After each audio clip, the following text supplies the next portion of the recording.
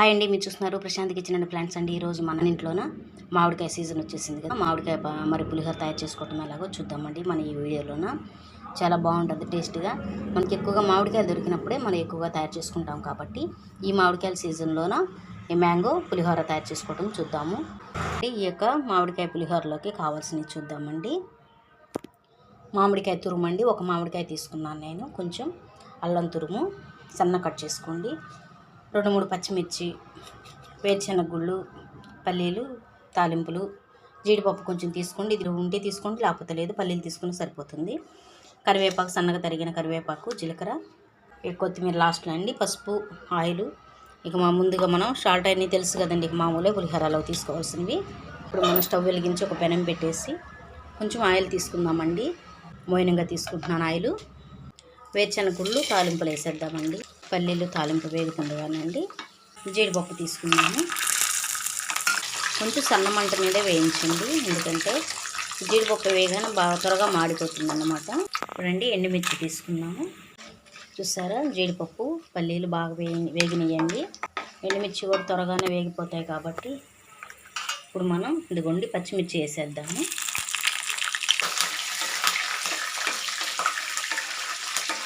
ఇప్పుడండి వేగిపోతున్నాయి కదా. ఇప్పుడు కరివేపాకు తీసుకుందామండి.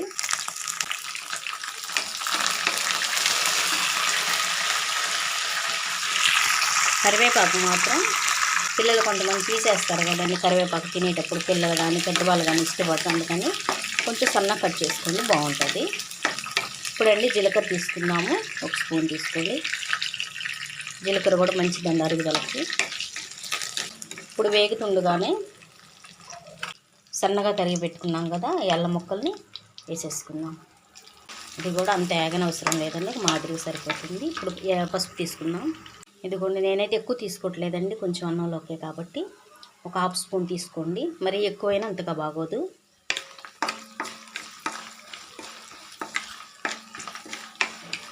ఓకే, ఇప్పుడేమో ఇంగు అండి, ఇంగు కొంచెం తీసుకోండి, సరిపోతుంది. ఇంగువ డైజెన్కి మంచిది కాబట్టి పులిహోరలోకి వాడితే మంచిదండి. ఏ పులిహోరలకైనా కూడా చక్కగా వాడుకోవచ్చు.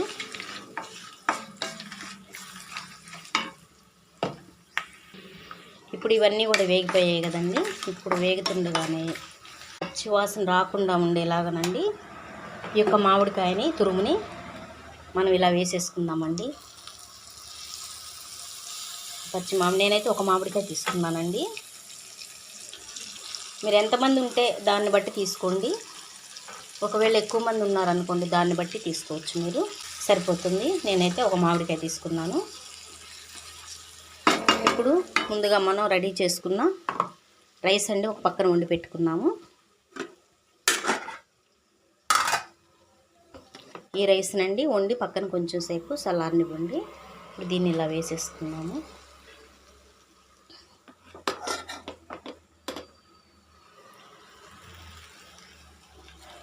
మరి వేడిగా వద్దండి, ఎందుకంటే పులిహోరకి ఎప్పుడైనా కానీ అన్నం కొంచెం పొడిగా ఉంటేనే బాగుంటుంది అన్నమాట. ఓకే, దీన్ని కలిపి చూపిస్తాను మీకు. ఇప్పుడు దీంట్లో సాల్ట్ తీసుకున్నాను. ఇప్పుడు ఈ మామిడికాయ తురుము ఇదంతా కూడా చక్కగా కలుపుకుందామండి. ఈ మ్యాంగో పులిహోర చూపిస్తాను మీకు కలిపి, ఒక చేత్తో కుదరటం లేదు నాకు. చూసారండి, చక్కగా మంచి కలర్ఫుల్గా ఉంది. కొత్తిమీర మిగిలిపోయింది, కొత్తిమీర వేసేద్దాం లాస్ట్లో. చక్కగా మంచి కలర్ఫుల్గా ఉందన్నమాట. దీనంతా కూడా మళ్ళీ మిక్స్ చేసుకుందామండి.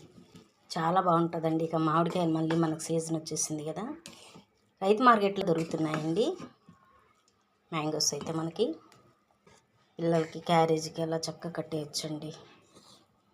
డ్యూటీకి వెళ్ళే వాళ్ళు కూడా చక్కగా ఇలాగా మ్యాంగో పులిహోర, మామిడికాయ పులిహోరను చక్కగా ఈ స్టైల్లో చేసుకోవచ్చు. చక్కగా ఇలా రెడీ అయిన ఈ పులిహోరనండి బౌల్లో తీసుకున్నాము.